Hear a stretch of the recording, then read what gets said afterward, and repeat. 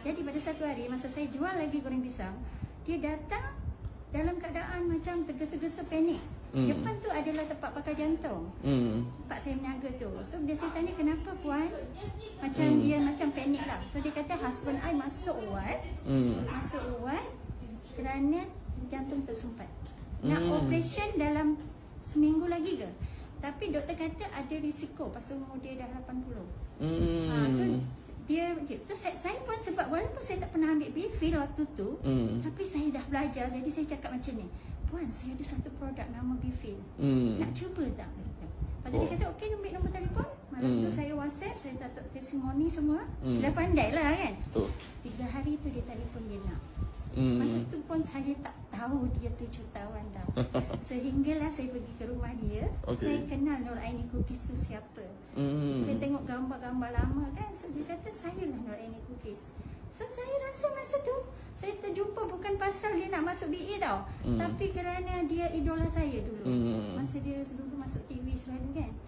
So bila saya dapat dengan dia 1 bulan, saya bantu dia, sehinggalah dia berbagai-bagai masalah dia dapat komplit. Yang suami tu pun selepas ambil Bifil 10 hari, daripada dia duduk diam, dia boleh berjalan pergi toilet sendiri. Oh, masalah jantung. Ya. Bifil tu. Selepas dia dah keluar, ingat dah habis 1 kotak ke 2 kotak, dia dah boleh pergi surau.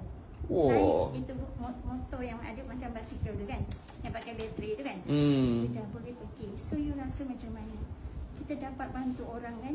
Betul. Dan Puan Nur Aini sendiri rupanya ada masalah saraf belakang mata.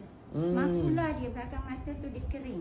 So doktor kata you kena cucuk 1 cecah air sebulan sekali di UiTM Shah Alam. Ada doktor pakar mata.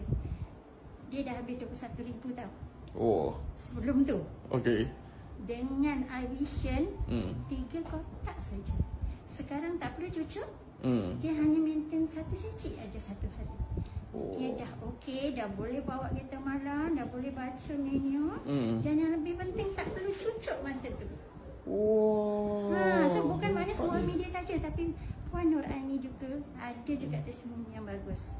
Walaupun dia dalam usia 70-an, tak boleh nak buat ni, tapi dia masih sampai sekarang dia masih saya nak jadi RCA lah, macam tu. Macam mana saya nak jadi RCA? Saya bantu dia lah. So sekarang di bawah dia yang panjang itu ramai. Yang sekarang ni baru nak naik-naik macam tu. So memang tugas saya agak berat sikit, sebab dia punya line memang ramai yang umur 70-an. Tetapi dia orang adalah pengguna produk yang hebat semua. Saya rasa happy dalam bisnes kerana kita dapat bantu orang. Ya, betul. Hebat Akak, terima kasih.